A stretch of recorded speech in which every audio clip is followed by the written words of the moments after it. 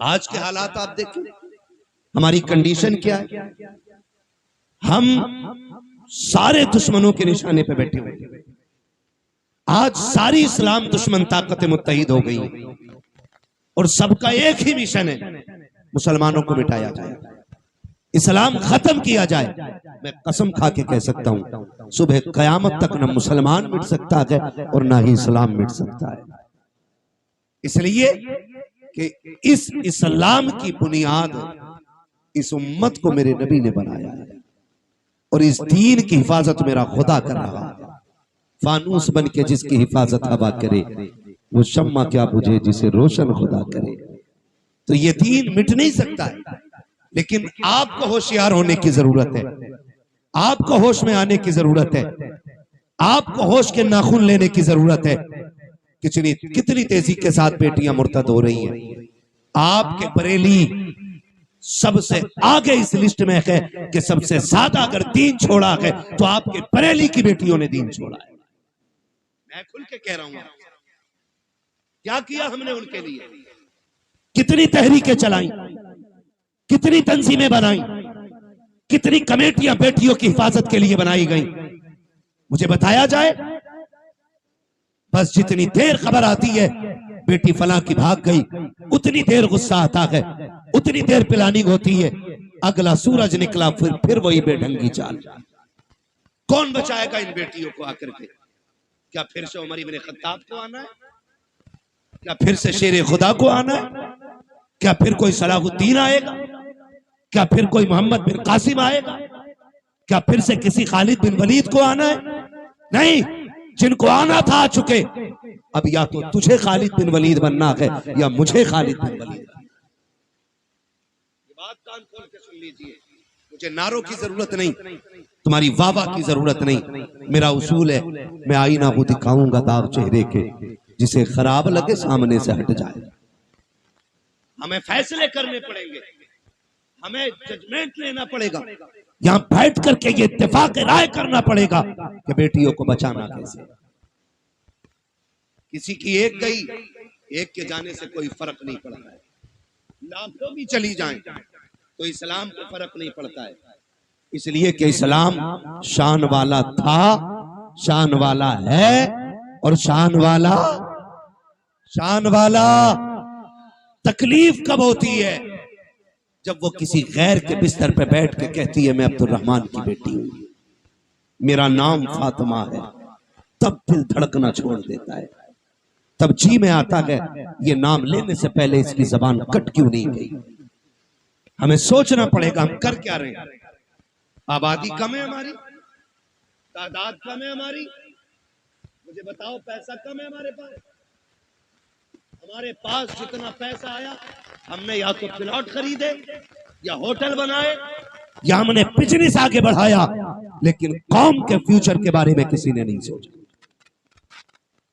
मुखालफत नहीं करता मोहम्मद रजा भाई, हर बस्ती में कई कई मदरसे हैं, होने चाहिए, हर इलाके में खानका है, होनी चाहिए, लेकिन मुझे बता तो सही, जिस इलाके में कई मदरसे हैं, खानकाहें हैं, मज़ारात हैं, उन इलाकों में इस्लाम की शहजादियों की तालीम हासिल करने के लिए एक अच्छा इदारा क्यों नहीं है, अच्छे स्कूल क्यों नहीं है। हम तो कहते हैं बेटियों को IAS बनाएंगे, बनाओ तुम्हारी मर्जी है, IPS बनाओ तुम्हारी मर्जी है, MBBS बनाओ तुम्हारी मर्जी है, लेकिन तालीम के नाम पे ये जो नंगा नाच हो रहा है इसे रोकना पड़ेगा, इसे रोकना पड़ेगा।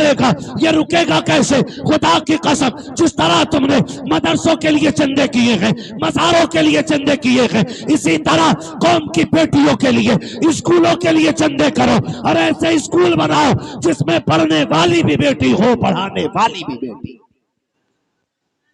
ये कौन बनाएगा? क्या कोई आएगा? और नहीं, मैं सच कहता हूं, 3 चीजों से बेटियां हमारे हाथ। नंबर 1 ऑनलाइन पढ़ाई, इसने बेटियां छीन ली। नंबर 2 ट्यूशन, इसने बेटी छीन ली। नंबर 3 शादियों के बढ़ते खर्चे, इन्होंने बेटियां छीन ली। और ये कितनी कसरत से हमारे बीच में, ये खुद फैसला करें हमने।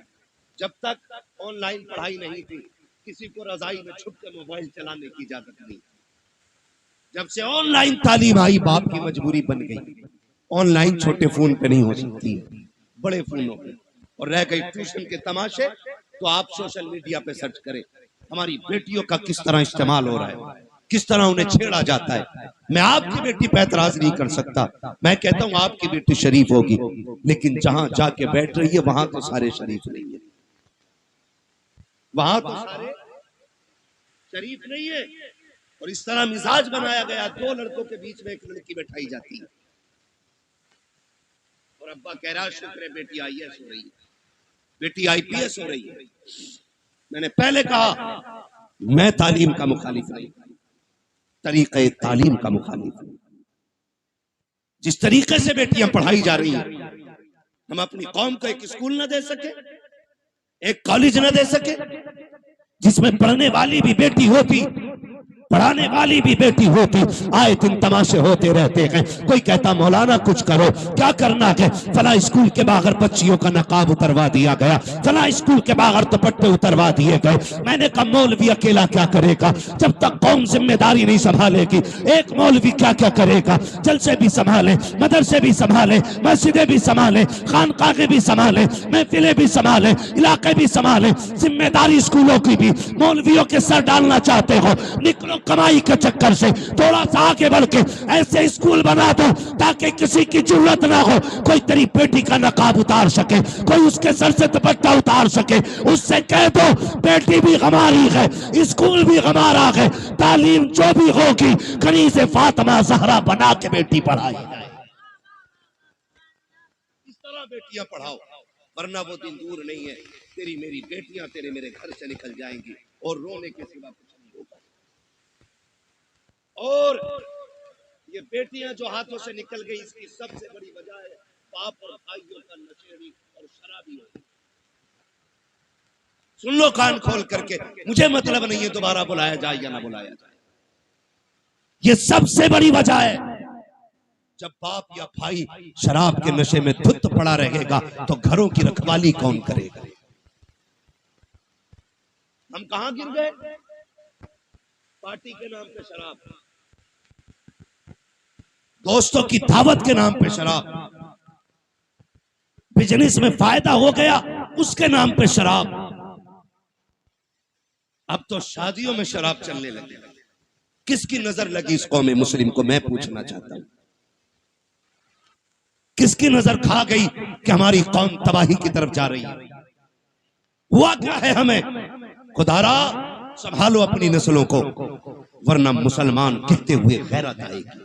डॉक्टर इकबाल ने बहुत पहले कहा था, यूं तो सैयद भी हो, मिर्जा भी हो, अफगान भी हो, तुम सभी कुछ हो, बताओ कि मुसलमान भी हो। आज कौन सा झगड़ा नहीं है? कोई कह रहा मैं पठान हूं, कोई कह रहा मैं अंसारी हूं, कोई कह रहा मैं शेख हूं। यही झगड़े रह गए थे, कोई दूसरा काम नहीं बचाता।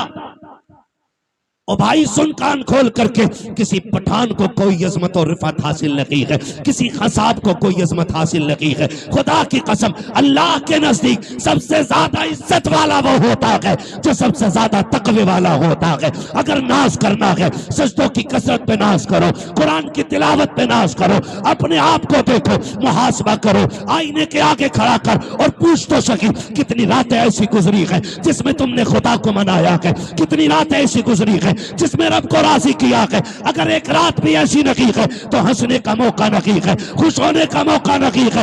एक रात ऐसी निकाल ले कि जब दुनिया सोती हो तू मुसल्ले पे आ जा, अपने रब को रो के दिखा दे। खुदा की कसम, तो आंसू गिराना तेरा काम है, जन्नती बना देना खुदा का काम। लेकिन हम तो डांस भी करते तो नाच के नाम, शादियों के नाम पे शराबें। कह रहा हमें पढ़ाता, कह रहा मौलवी साहब तुम्हें नहीं पता है बियर में नशा नहीं होता, एनर्जी ड्रिंक है, आग लगे तेरी एनर्जी में। अगर ताकत लेनी है तो वो खजूर खा जो हुजूर के मदीने से आई हो। हाँ, इससे ज्यादा ताकत शराब। इन्होंने हमारी कौम का बेड़ा गर्क कर दिया। नौजवान अक्सर इधर जा रहे हैं, खुदारा निकले इन चीजों से। शराब मेरे नबी ने हराम कही तो हराम है, मानते हो कि नहीं? शराब, शराब इतनी जोर से कहो कि जो पीते हो उन तक आवाज पहुंचे। शराब, शराब। और जिस चीज को मेरे नबी ने ठुकरा दिया, कोई माई का लाल उसे हमारे होठों तक नहीं ला सकता है। हाँ, हुजूर के गुलाम हम आज जबान कह रहा पियरी तो है, मार दिए एक दो गिलास, बेड़ा गर्क हो जाएगा। ना बेटा, वो इसलिए कह रहे बेटे, वो देख रहे, तुमसे कोई तकलीफ नहीं है भाई, तुम बैठो बैठो। तवज्जो है सारे लोगों को? बेटे नहीं आता तू तकलीफ कर लिया। तवज्जो है ना सारे लोगों को? शराब डूब गए इसमें जाकर के। याद रखिएगा, शराब पीने वाला ना अच्छा शोहर हो सकता है, ना अच्छा बाप हो सकता है, ना अच्छा भाई हो सकता है, ना अच्छा बेटा हो सकता है। और याद रखिएगा, मुआशरे की एक बीमारी का नाम शराबी है। कितनी बुरी चीज, जो शराब पीता है उसके घर की इज्जत महफूज नहीं रहती, उसके घर की बहन बेटियां बाहया नहीं होती।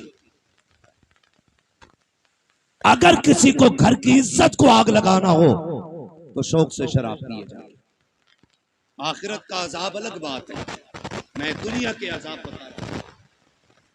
कभी भी शराब के